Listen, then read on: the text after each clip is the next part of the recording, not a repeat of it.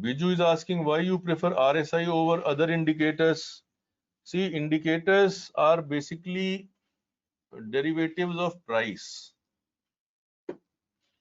They are statistical formulas on the basis of price that various indicators are derived. So it depends on person to person. My point is that there is no point in using 3 or 4 derivatives of price. Suppose I have seen people who use RSI, MACD, CCI, stochastic, and I see that their full chart is price action is not visible, but other indicators are visible. Maybe they want to impress upon people that they know and they understand so many indicators. But the issue is that all these indicators are price derivatives. So I think for me, one derivative of price works. I don't want to repeat it and impress upon others that yes, I know so many indicators. In fact, as the time goes by, you would have noticed that my price chart is almost not having anything, and there is only a volume which is visible and RSI. So if you see my chart, my blank chart, you see this chart, there is no moving indicator, no moving average, there is no super indicator, there is no VWAP. For me, this pure price action combined with volume and some understanding of momentum, it works for me. So that means I reached a stage from where I understood that unlearning is also important, and I unlearned MACD, I unlearned stochastic, I unlearned CCI, and just reduced my indicator to a minimum and my chart to a minimum, and then I trade on the basis of it. I don't want any noise in my life. I don't want any noise in my chart.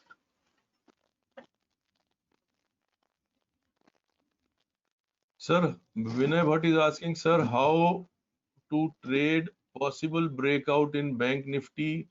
Covered call will be right strategy or any other strategy?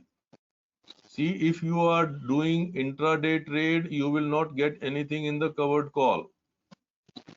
So if your trade is a 4-5 days trade, then the covered call is okay. If you are doing intraday trade, then you just use your stop loss, buy the option, follow your risk reward, and take partial booking.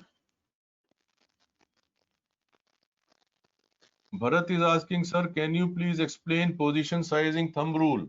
See, position sizing thumb rule is very simple. You have to define the maximum loss that you are going to take in any trade. Suppose you decide that you want to take 20 trades in a week or 20 trades in a month, and for each trade you will expose yourself to a maximum loss of 5,000 rupees.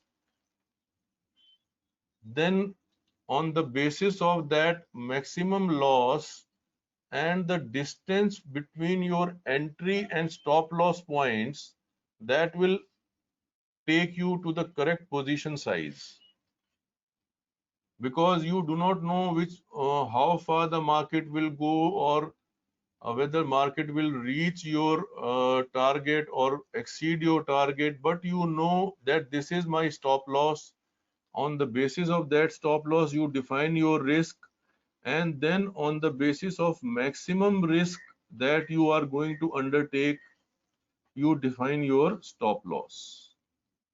Britannia, Bharat Forge, Tech M, and Infi. Okay, Britannia. Yes, please tell me. Sir good afternoon, मेरा नाम विवेक। हाँ विवेक बोलिए। Sir बोल रहा था, ये जो हम लोग वॉल्यूम का कैंडल देख रहे हैं, तो अभी जो आपके स्क्रीन पे थर्ड लास्ट जो कैंडल है लाल का, जो सबसे बड़ा सा बना हुआ है, हाईएस्ट वॉल्यूम, अगर हम लोग मान लेते हैं कि हम लोग उस डे पे अभी अगले 2 दिन नहीं आए हैं, ठीक है, तो इस केस में हम देख रहे हैं कि ये डार्क क्लाउड कवर का टाइप का बना रहा है पैटर्न, ठीक है, और इसमें वॉल्यूम भी बहुत अच्छा है, जो सेलिंग आई है बहुत अच्छे से आई है, छोटा सा ही अपर वीक है, बट है कि हाँ सेलिंग अच्छे से आई है इसमें, और एकदम नीचे की ओर अल्टीमेटली वहां पे है क्लोजिंग, ठीक है। तो इस केस में से ट्रेड कैसे ले जाएगा, कि मेरे सामने जब ऐसा आया, ठीक है, तो मैंने पीछे पलट के देखा तो कहीं पर रेजिस्टेंस था ही नहीं, ये शायद अपने लाइफ टाइम हाई के आसपास था, ठीक है। ऑल टाइम मैंने हाई। वीक, हाँ सर, तो वही हाँ वीकली या फिर कुछ समझ नहीं आया। तो इस हाँ केस में अगर हो तो मैंने तो ठीक है कोई रेजिस्टेंस नहीं दिखा इसलिए ट्रेड ही नहीं किया, ठीक है। तो इस चीज से और कैसे बता जाए कि हाँ ऐसा कुछ हो तो और भी इस ट्रेड को काट देने का। देखो, मैंने ना कई कई दिन पहले मेरे एक दोस्त ने मुझसे पूछा था कि ब्रिटानिया कहाँ तक जा सकता है। तो हम्म। जब प्राइस ऑल टाइम हाई पर होता है तो हमारे पास एक तरीका होता है उसके टारगेट निकालने का। वो तरीका होता है फिबोनाची एक्सटेंशन ड्रॉ करने का। आप ये देखिए, जब ये डिप हुआ था तो इस पॉइंट से डिप होकर इस पॉइंट तक गया था। तो इन दोनों पॉइंट्स के बीच में हम फिबोनाची एक्सटेंशंस ड्रॉ कर देते हैं। अब आप ये देखिए, ये फिबोनाची एक्सटेंशन हमको ये बता रही थी कि भाई इसका पहला टारगेट 3984 था। अब आप ये देखिए, इस कैंडल ने 4000 बना दिया, यानी 3984 का पहला टारगेट ये अचीव कर चुका है। ठीक है। दूसरा टारगेट ये हमको बता रहा है 4197 यानी 4200 का।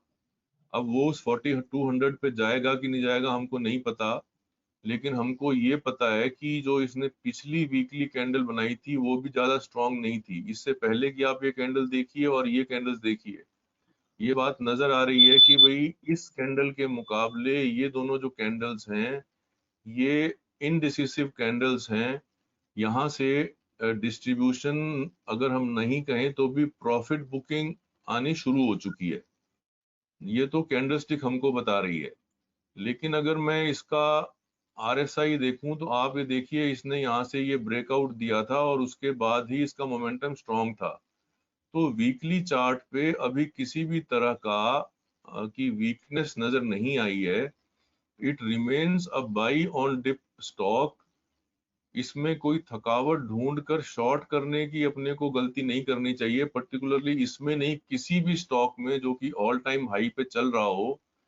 ज्यादातर लोग ये सोचते हैं कि मैं इसको शॉर्ट करूंगा, जबकि होना ये चाहिए कि उनको उस स्टॉक के अंदर वायबल सपोर्ट ढूंढ के वहां से लॉन्ग की अपॉर्चुनिटी ढूंढनी चाहिए। ये एक मेंटल ब्लॉक है जो कि टेक्निकल एनालिस्ट लोग अपने दिमाग से निकाल नहीं पाते। तो मैं फिर इस बात को रिपीट करूंगा कि ये देखिए, ये वीकली चार्ट पे बहुत ज्यादा स्ट्रांग है। वीकली चार्ट पे इसने कोई भी आ, कमजोरी या थकावट नहीं दिखाई है।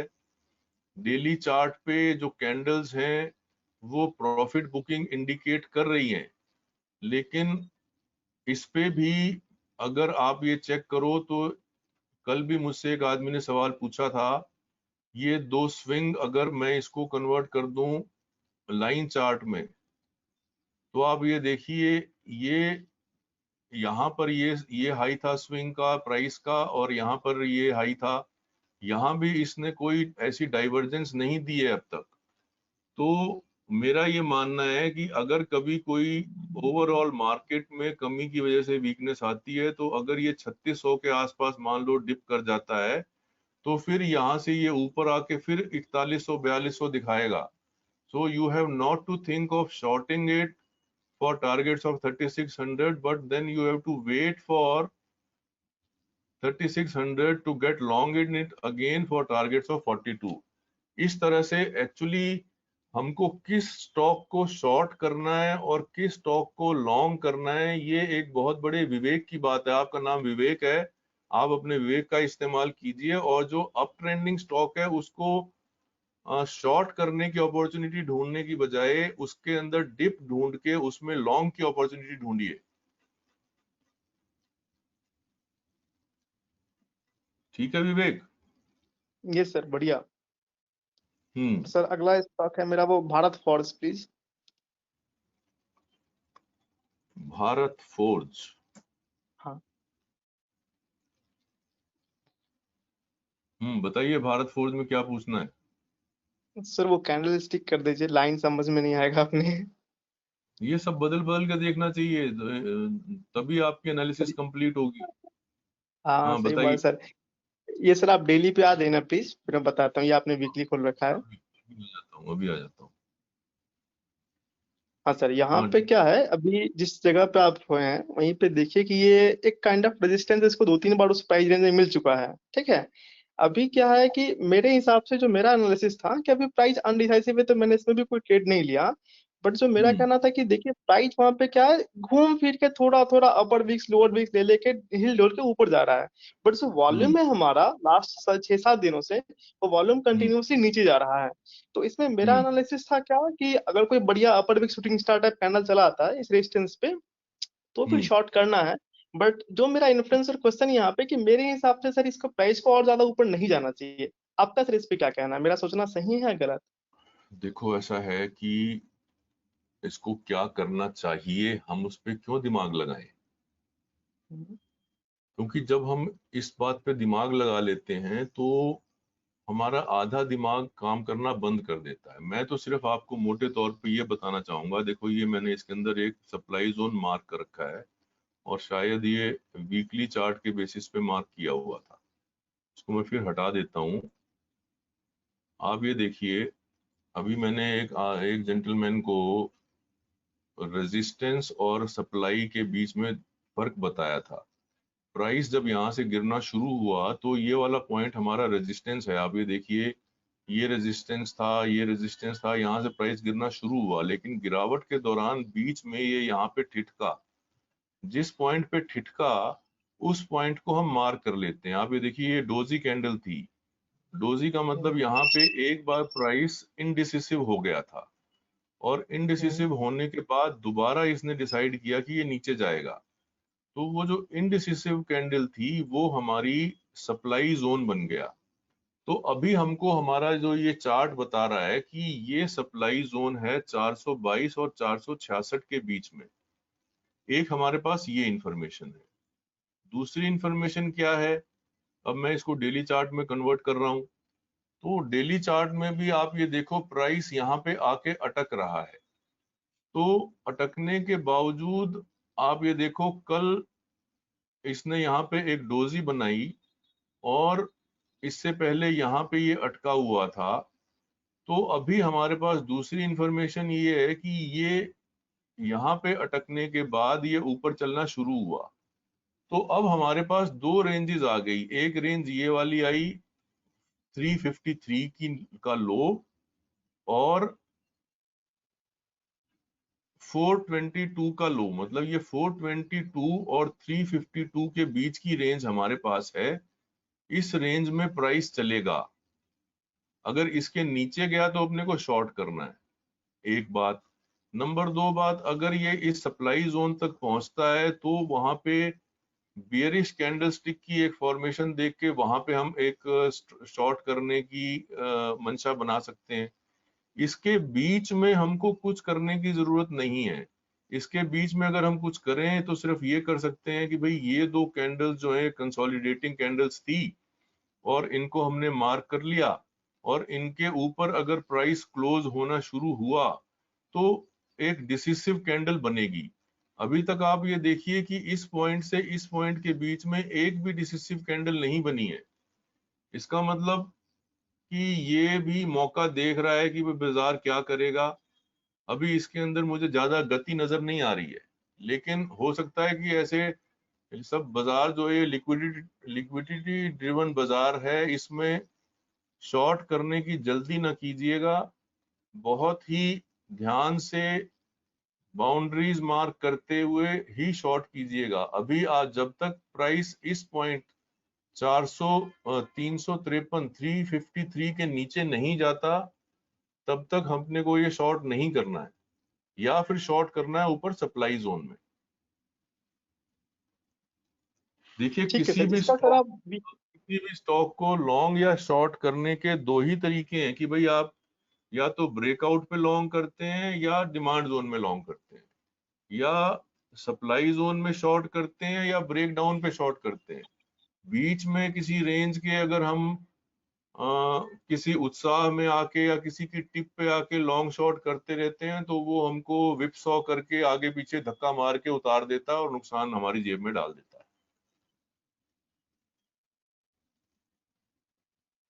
बिल्कुल सर।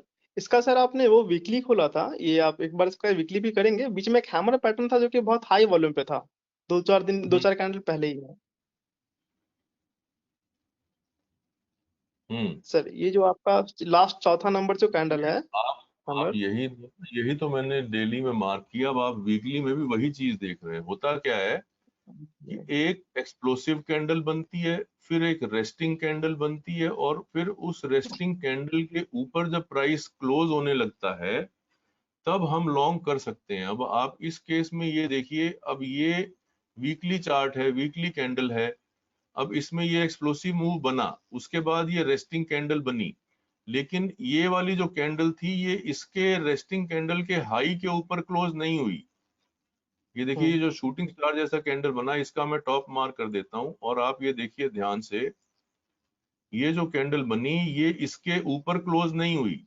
अगर ये इसके ऊपर क्लोज होती तो मैं कहता कि हाँ, ये जो यहाँ से बुलिशनेस दिखाई है ये कॉन्टिन्यू है। अभी तक ये कॉन्टिन्यू नहीं है वीकली चार्ट के हिसाब से।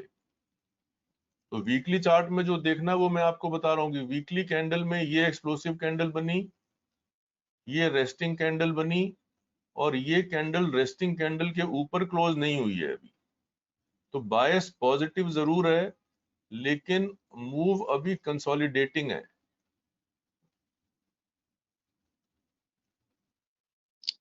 ठीक है सर, इसका मतलब हुआ कि अगर कोई भी ऐसा एक्सप्लोसिव कैंडल आता है आप और आप ये देखिए, यहाँ से यहाँ तक ये जो टोटल मूव है ये 75 मिनट चार्ट है। ये कोई कन्विंसिंग कोई ऐसा मूव नहीं है। इसमें आप डेली बेसिस पे थोड़ी बहुत स्कैल्पिंग कर सकते हो, लेकिन इसके अंदर आप ऐसा नहीं कर सकते कि कोई मजेदार मूव आए आपको। जैसे आप ये देखो, यहाँ से यहाँ तक ये अच्छा चला, आप इस मूव के बीच में फर्क और इस मूव के बीच में फर्क ढूंढ लीजिए। तो look for a better stock. इसके साथ कोई कसम क्यों खानी है हमको कि भाई हमको यही लॉन्ग करना है, यही शॉर्ट करना नहीं नहीं सर, बिल्कुल ऐसा नहीं है। है। हाँ हाँ हाँ। ठीक है सर, अगला मेरा क्वेश्चन था थोड़ा टेक एम को लेकर के। भाई अब मेरे ख्याल से 1 बज चुका है, और और आज ठीक है आप सर। लोगों ने काफी उत्साह पूर्वक पार्टिसिपेट किया आज के प्रोग्राम में। और मुझे लगता है कि मैंने जितनी मेरी जानकारी और जितना मेरा अनुभव है उसको बहुत ईमानदारी के साथ आप लोगों के साथ शेयर किया। ऐसे ही जुड़े रहिए हमारे चैनल से, ऐसे ही जुड़े रहिए हमारे वेबिनार से। बहुत अच्छा लगता है आप लोगों से बातचीत करके। बहुत बहुत थैंक यू आपको। Thank you sir. Okay. Thank you sir.